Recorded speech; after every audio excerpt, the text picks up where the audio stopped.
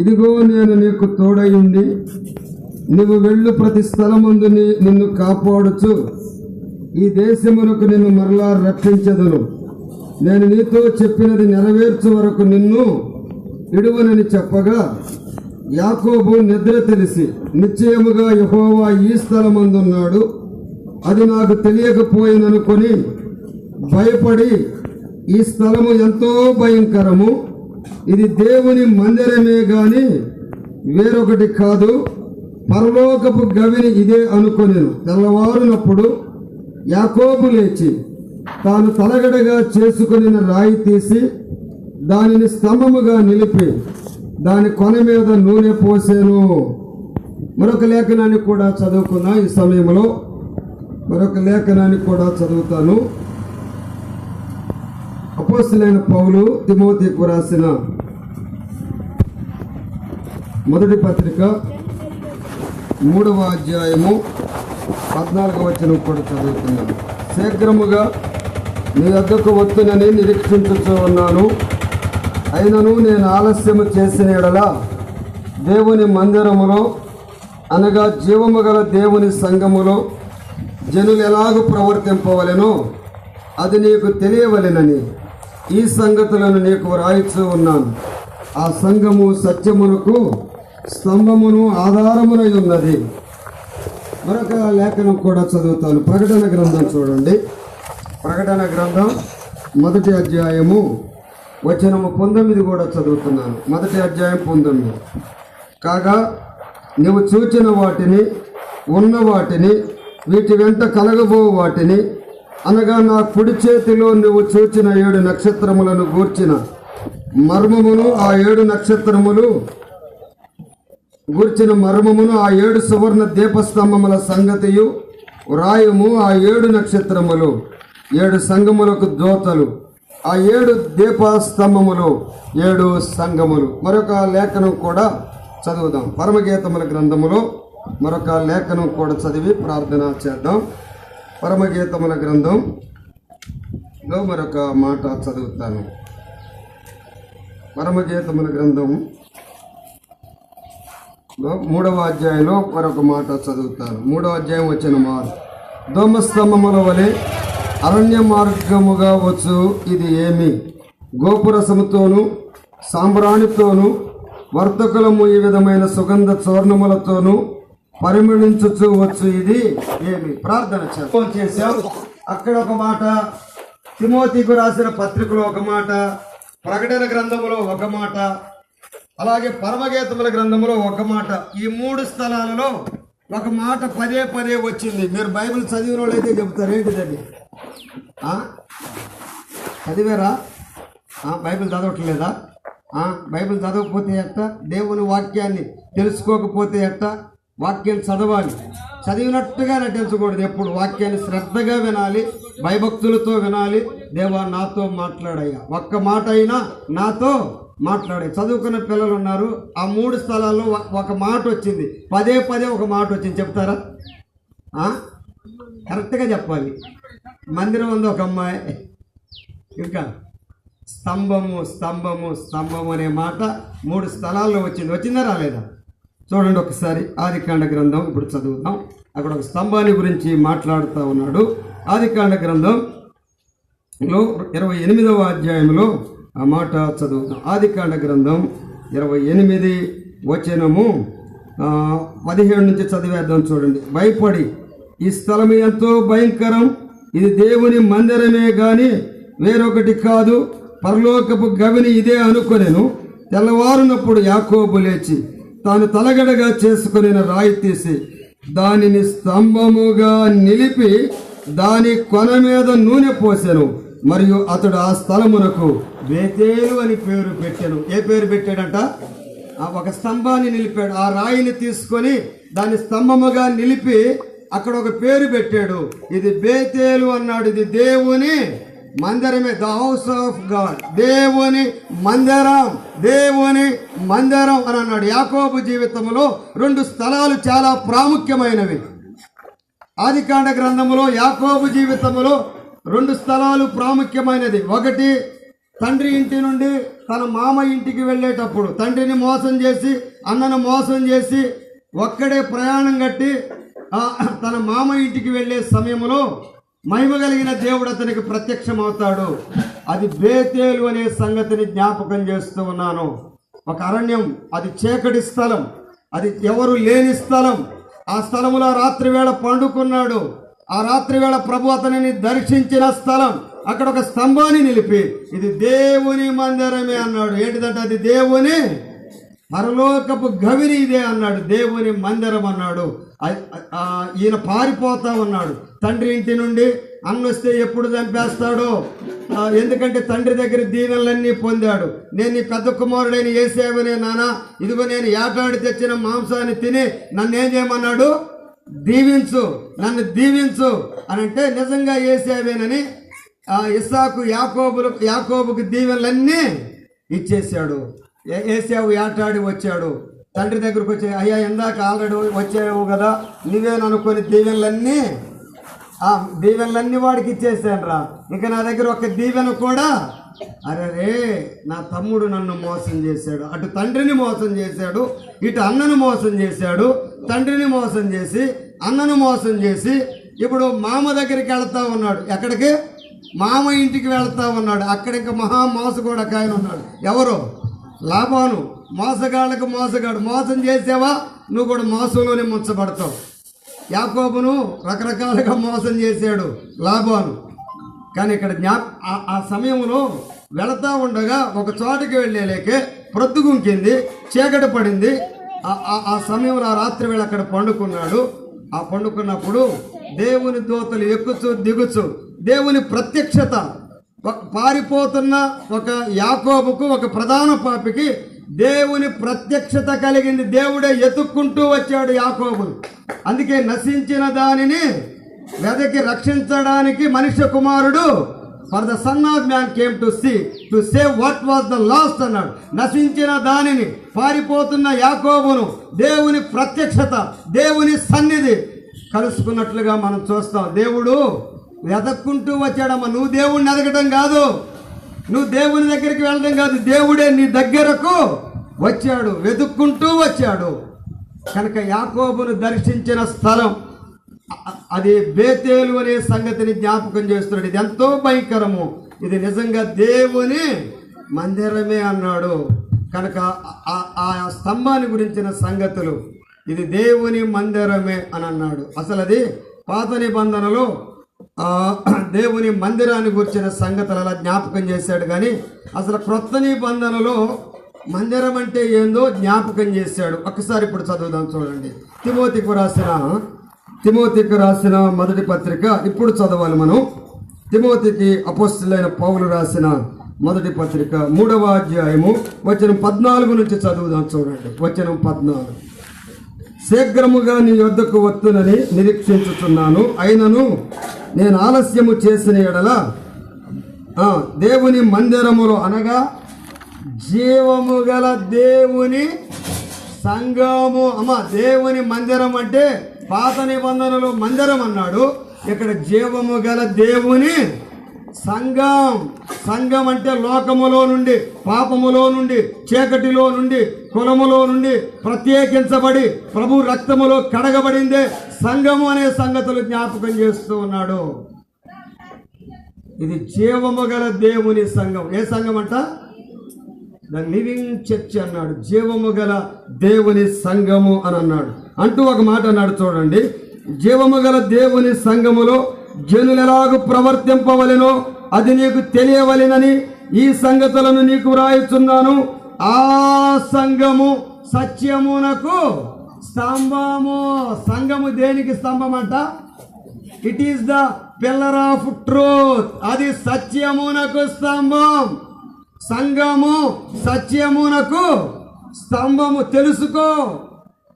అపోస్తలుడైన పౌలు తిమోతికి పత్రిక రాస్తూ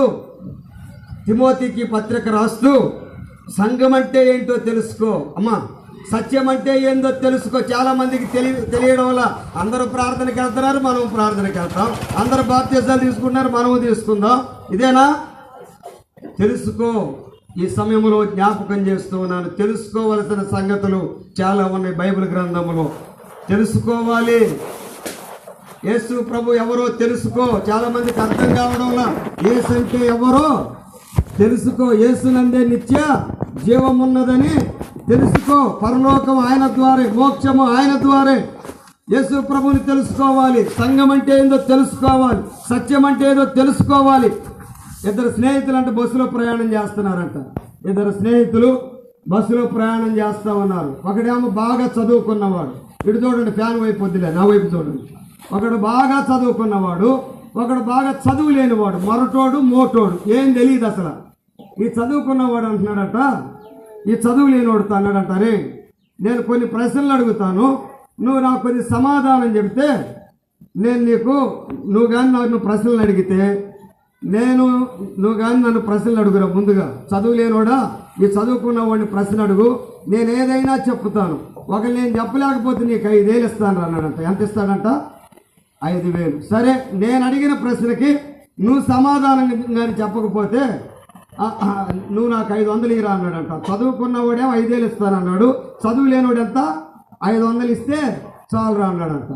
వాడు అనుకున్నాడంట, అయ్యా నువ్వు బాగా చదువుకున్నవాడివి, ఫిలాసఫీ తెలుసు, మ్యాథ్స్ తెలుసు, సోషల్ తెలుసు, నీకు అన్ని శాస్త్రాలు తెలుసు, నాకేం తెలియదయ్యా, అసలు నాకు నిజంగా ఏం తెలియదు.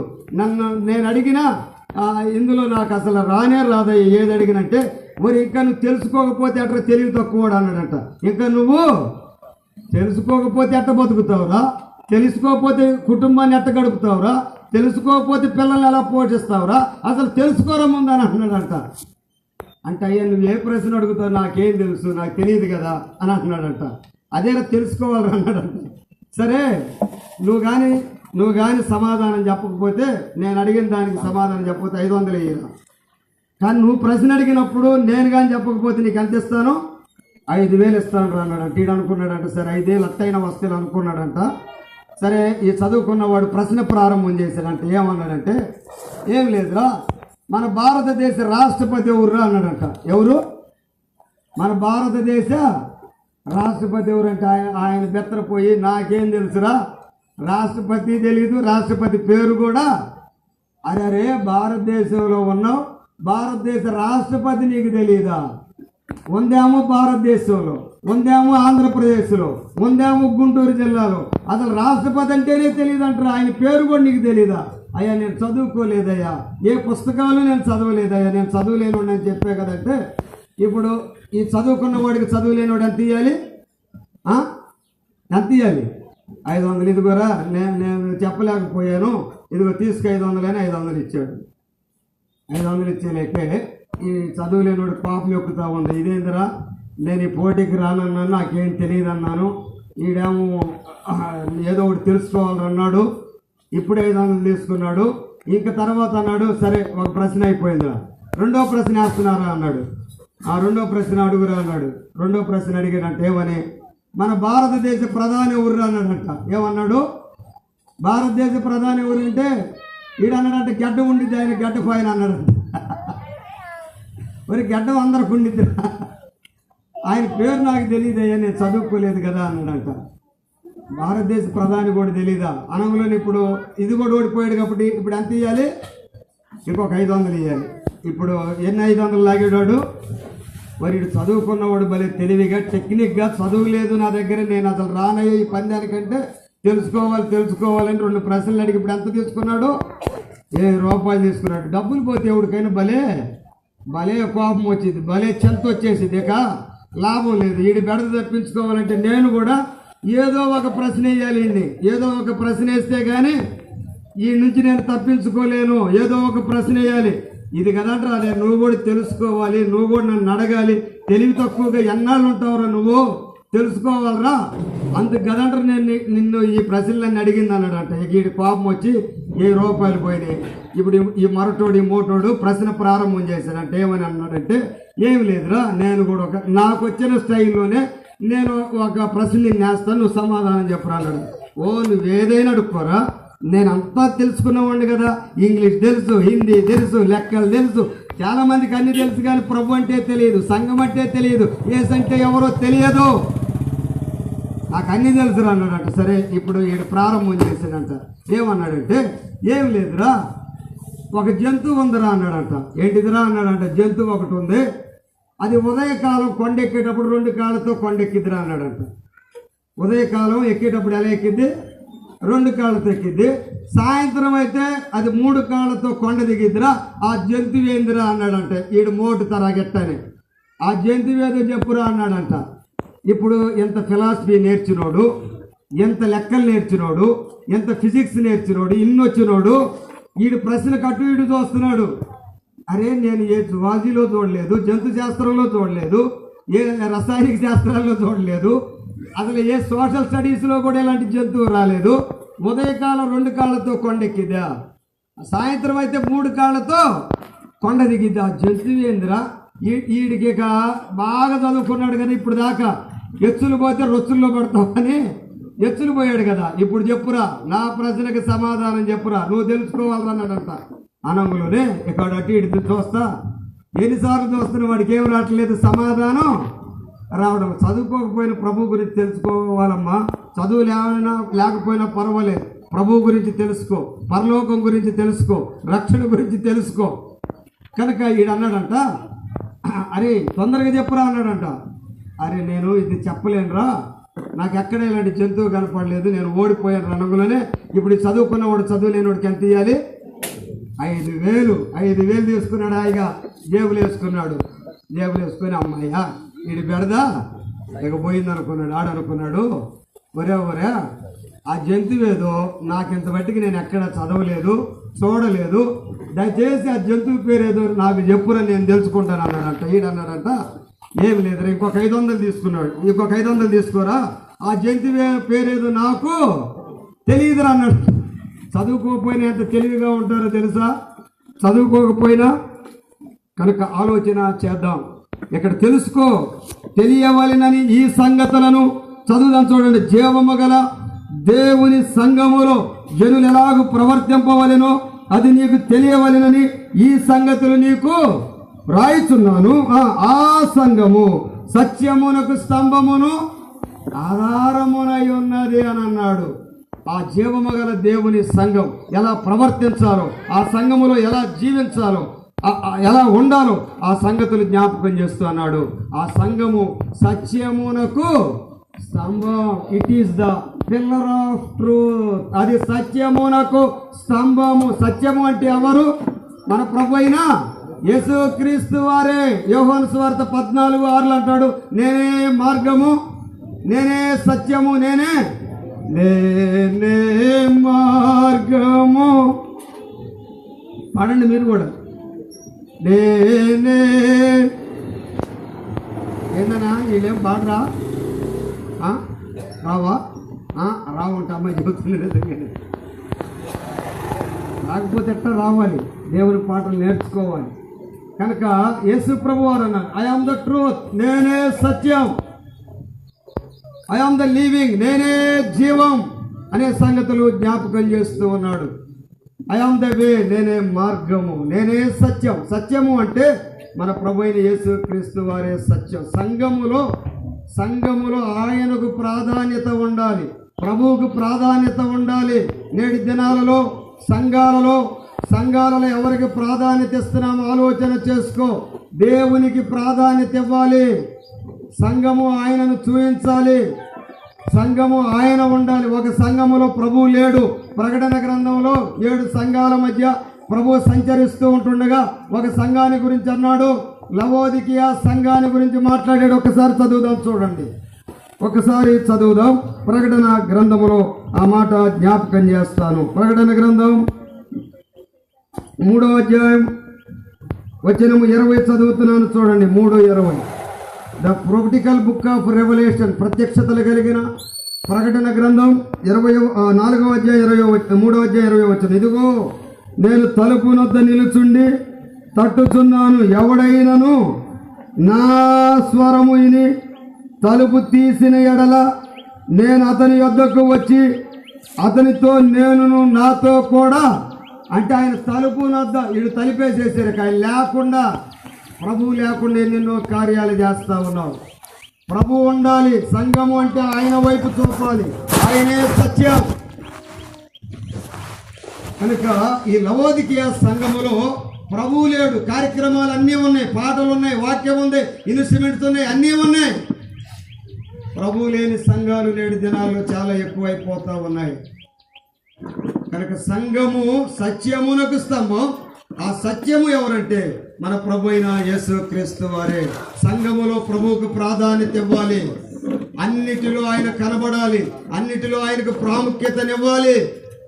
ఆ సంగతులన్నీ జ్ఞాపకం చేస్తున్నాను. కనుక మన ప్రభువే సత్యము అన్నాడు. ఇంకొక మాట కూడా జ్ఞాపకం చేస్తాను, చూడండి. యోహాను సువార్త, జాన్ గాస్పెల్ చాప్టర్ 17, యోహాను సువార్త 17వ అధ్యాయంలో ఒక మాట జ్ఞాపకం చేస్తున్నాను, చూడండి. యోహాను సువార్త 17వ అధ్యాయంలో 17 చదువుదాం, చూడండి. 17 సత్యమందు వారిని ప్రతిష్ఠ చేయము, నీ వాక్యము సత్యము. అమ్మ, ఏంటి సత్యం అంట? వాక్యమే సత్యం. సంఘములో ఇప్పుడు ఏముండాలి చెప్పండి? దేవుని వాక్యం ఉండాలి. సంఘములో ఏముండాలి? వాక్యం లేకపోతే గొర్రెలు ఉండవు, మేత కావాలి, పచ్చిక కావాలి. దేవుని వాక్యం సంఘములో ఉండాలి. అన్నీ ఉంటేనే కానీ సంఘాలలో వాక్యం తక్కువైపోతా ఉంది, వాక్యం కొరత అవుతా ఉంది. నీ వాక్యమే, దేవుని వాక్యం ఎలాంటిదంట? నీ వాక్యమే సత్యం. దేవుని వాక్యము సత్యం. కనుక సంఘములో ఉండవలసిన సంగతులు ప్రభువు ఉండాలి, రెండోది ఆయన వాక్యము ఉండాలి. వాక్యానికి ప్రాధాన్యత ఇవ్వాలి, వాక్యం ఉండాలి, వాక్యం నేర్చుకోవాలి, వాక్యాన్ని చదవాలి. అందుకే కీర్తన 1:1 అంటాడు, దుష్టుల ఆలోచన చొప్పున నడువక, పాపుల మార్గమున నిలవక, అపహాసకులు కూర్చుండు చోట యెహోవా ధర్మశాస్త్రమునందు దివారాత్రము దానిని. అప్పుడప్పుడైనా దివారాత్రమా? దేవుని వాక్యాన్ని ధ్యానించాలి. విశ్వాసులమైన మనం, పెద్దలమైన మనం, దేవుని దాసులమైన మనం ఆ సంఘములో, ఆ మందిరములో దేవుని వాక్యం ఉండాలి. మన ప్రభు వాక్యం అనే నామము కలిగిన వాడు. సత్యము అంటే ఆయనే. ఆయన వాక్యం కూడా ఏంటిదంట? ఆయన వాక్యం కూడా సత్యమే. సంఘము సత్యం, వాక్యము సత్యం, ప్రభువు కూడా సత్యమే. మరి సత్యములో ఉన్నావో అసత్యములో ఉన్నావో ఆలోచన చేసుకో. అసతోమ సద్గుమయ తమతోమ. నేను అసత్యములో ఉన్నాను ప్రభు, సత్యములోకి నన్ను నడిపించు. కనుక అసత్యములో ఉన్నావు, దేవుని ఎరగకుండా ఉన్నావు, ప్రభువుని ఇంకా తెలుసుకోకుండా ఉన్నావు. ఇదే మిక్కిలి అనుకూలమైన సమయం, ఇదే రక్షణ దినం. కనుక సంఘములో దేవుని వాక్యం ఉండాలి, సంఘములో ప్రార్థన కూడా ఉండాలి. ఏముండాలి? కుటుంబాల్లో ప్రార్థన, సంఘములో ఏ మందిరములో ప్రార్థన ఉండితే ఆ సంగతులు కూడా జ్ఞాపకం చేస్తారు. కనుక ఇక్కడ it is the pillar of truth. ఆ సంఘము సత్యమునకు స్తంభము అన్నాను. మొదటి స్తంభం సత్యమునకు స్తంభం. రెండవ స్తంభాన్ని కూడా జ్ఞాపకం చేస్తాను, చూడండి. రెండవ స్తంభం ఇప్పుడు ప్రకటన గ్రంథం చదువుదాం, చూడండి. ప్రకటన గ్రంథం 3వ అధ్యాయం. ప్రకటన గ్రంథం 3వ అధ్యాయం వచనం 19 చదువు. వచనం 19, 20 చదువు. కాగా నీవు చూచిన వాటిని, ఉన్న వాటిని, వీటి వెంట కలగబో వాటిని, అనగా నా కుడి చేతిలో నీవు చూచిన 7 నక్షత్రములను గూర్చిన మర్మమును, ఆ 7 సువర్ణ దీపస్తంభం. ఏ స్తంభం అంటది? దీపస్తంభం. It is the pillar of light. అది దీపస్తంభం. ఒకటి సత్యమునకు స్తంభం. నేను స్తంభం అంటానికి మీరు చెప్పండి. ఒకటి సత్యమునకు, రెండోది దీపము అంటే ఎప్పుడు ఆ దీపం ఏం చేస్తూ ఉండాలి? వెలుగుతూ ఉండాలి, ప్రకాశిస్తూ ఉండాలి, వెలుగుతూ ఉండాలి, ప్రకాశిస్తూ ఉండాలి, మండుతూ ఉండాలి. సంఘం ప్రభు కోరుకున్న విధంగా ఉండాలి. కనుక అది వెలుగుతూ ఉండాలి. యేసు ప్రభు అన్నాడు, అసలు ఎలుగంటే ఎవరు? ఎలుగంటే మన ప్రభు అయిన యేసుక్రీస్తు వారు, నేను లోకమునకు ఎలుగు, నిజమైన ఎలుగు ఆయనే. ఎలుగు అని అన్నాడు. ఇంటికి వెళ్ళాలి ఏమైందంట? దీపాలు మీరేనమ్మా, మీరు ఎలుగుతూ ఉంటే కుటుంబం ఎలుగుతూ ఉండింది. మీరు సంతోషంగా ఉంటే కుటుంబాలు సంతోషంగా ఉంటాయి. సంఘంలో కూడా ఇప్పుడు ఎక్కువగా మీ వంతే. ఎవరంతో? స్త్రీలు వంతే. కనుక సంఘములో ప్రకాశిస్తూ ఉండాలి, మండుతూ ఉండాలి. ప్రభు కొరకు ఒక ఆయన మండాడు, అరణ్యములో మండాడు. ఎవరైనా? అరణ్యం అనగానే మీకు తెలుసు ఎవరైనా? యోహోను. అమ్మాయి చెబుతా ఉంది, ఒకసారి చూడండి. యోహోను సువార్తలో ఆ మాట చదువుదాం. యోహోను సువార్తలో అతడు మండుచు ప్రకాశించుతున్న దీపం వలె ఉన్నాడని ఆయన గూర్చి సాక్ష్యమిస్తూ ఉన్నాడు. యోహోను సువార్త 5వ అధ్యాయం వచనం 38 నుంచి చదువుదాం. చూడండి, వచనము 38 నుంచి, లేకపోతే 33 చదువుదాం. మీరు యోహోను నొద్దకు 33 చదువుతున్నాను. మీరు యోహోను నొద్దకు కొందరిని పంపితిరి, అతడు సత్యమునకు సాక్ష్యం ఇచ్చాను. నేను మనుషుల వల్ల సాక్ష్యం అంగీకరింపను గాని మీరు రక్షింపబడవల్లని ఈ మాటలు చెప్పుచున్నాను. 35వ వచనం ఇప్పుడు చూడండి. అతడు మండుచు ప్రకాశించుచున్న దీపమై ఉండేను. ఎవరైనా మండుచూ ఉన్నాడు. మండిన తర్వాత ఎలా ఇస్తున్నాడంట? ప్రకాశిస్తూ కనపడుతుంది. మండుచు ప్రకాశిస్తున్న దీపం. మా దివిటీలు ఆరిపోయినాయి అన్నారు. ఎవరు? అది మా దివిటీల సిద్ధలలో ఏమి లేదు, నూనె లేదు, ఎలగటం లేదు. ప్రభు కొరకు ఏదమ్మా నీ ఎలుగు? ఒక ఆయన పాడుతున్నాడు, ఆరిపోయినా నా ఎలుగు దీపము. అయ్యా ఎలిగించయ్యా, నా దీపం ఆరిపోయింది, నూనె లేదు, పరిశుద్ధాత్ముడు పని చేయడం లేదు. ఒకప్పుడు ప్రభు కొరకు ఎలిగావు, ఒకప్పుడు ప్రభు కొరకు సాక్షిగా నివసించావు, అన్యజనుల మధ్య సాక్షిగా నీ ఉన్నావు. ఆయా స్థలాలలో, పట్టణాల మధ్య, పల్లెల మధ్య, ప్రజలందరి మధ్య ఒకప్పుడు మంచి సాక్ష్యం ఉంది. నేటి దినాల్లో ఏది నీ సాక్ష్యం? ప్రభు కొరకు ఎలుగుతున్నావా? ప్రభు కొరకు మండుతున్నావా? ప్రభు కొరకు ప్రకాశిస్తూ ఉన్నావా? సంఘము కూడా ప్రకాశిస్తాలి. అది దీపస్తంభం.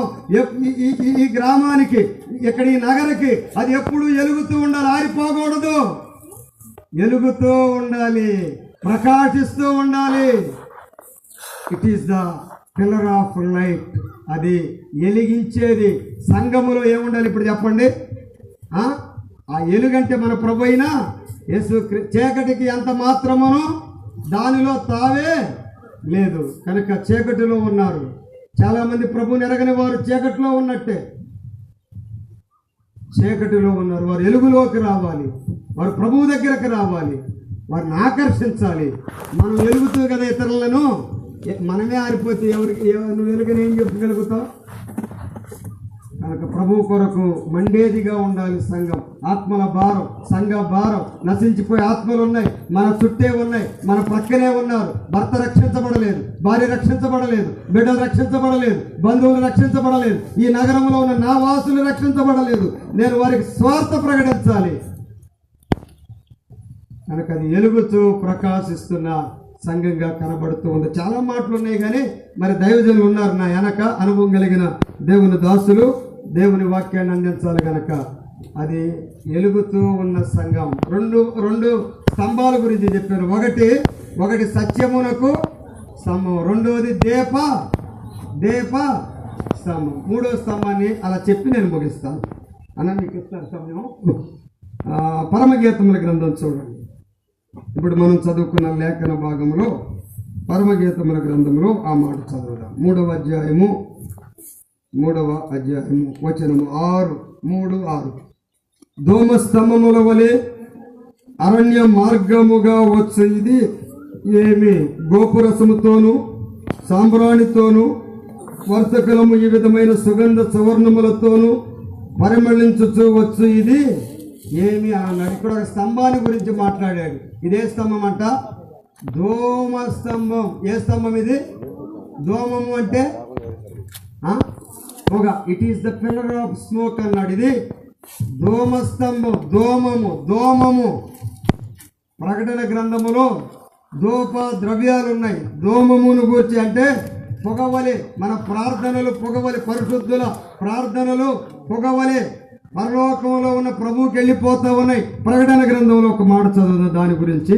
ప్రకటన గ్రంథం 5వ అధ్యాయంలో ఒక మాట చదువుతాం, 9వ వచనం చదువుతాం. ప్రకటన గ్రంథం 5:9.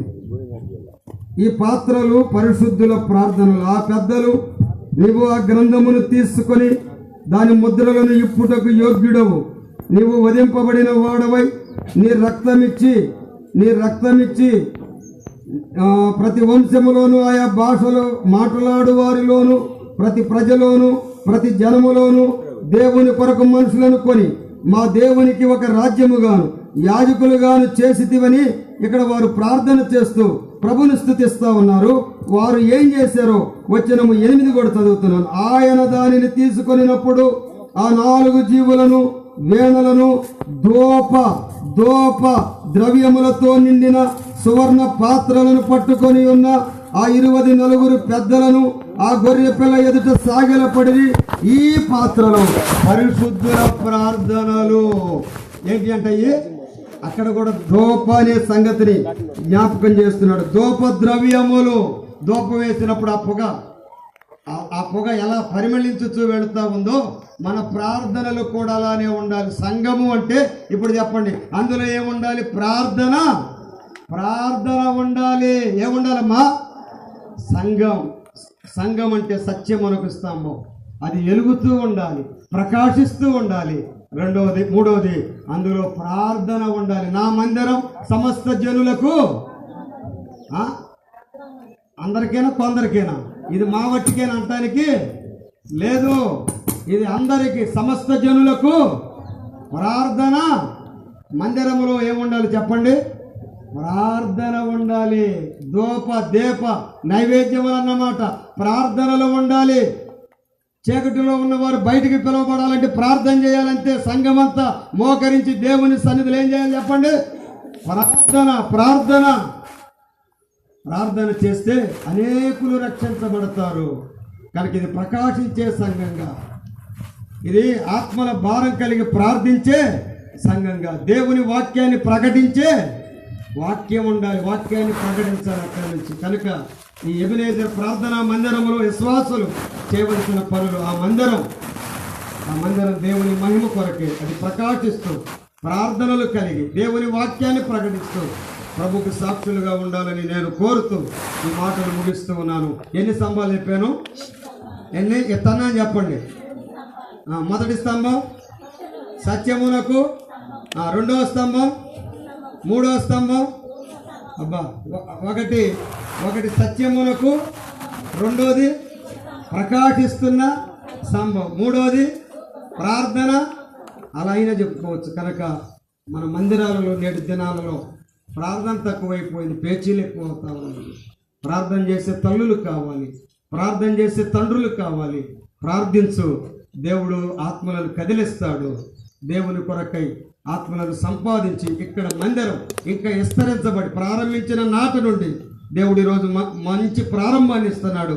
ప్రభు వచ్చేంత వరకు ఈ సంఘం ఏం చేస్తూ ఉండాలంట?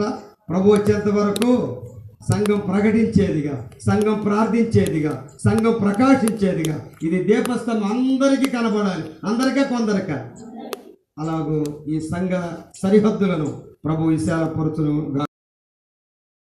ఈ వీడియో మీకు నచ్చినట్లయితే లైక్ చేయండి మరియు షేర్ చేయండి. సబ్స్క్రైబ్ చేయడం మాత్రం మర్చిపోకండి. సబ్స్క్రైబ్ బటన్ పక్కనే ఉన్నటువంటి గంట సింబల్ కూడా మీరు నొక్కండి. అప్పుడు మాత్రమే మేము అప్లోడ్ చేసే ప్రతి కొత్త వీడియో నోటిఫికేషన్ ద్వారా మీకు అందుతుంది. Thank you for watching.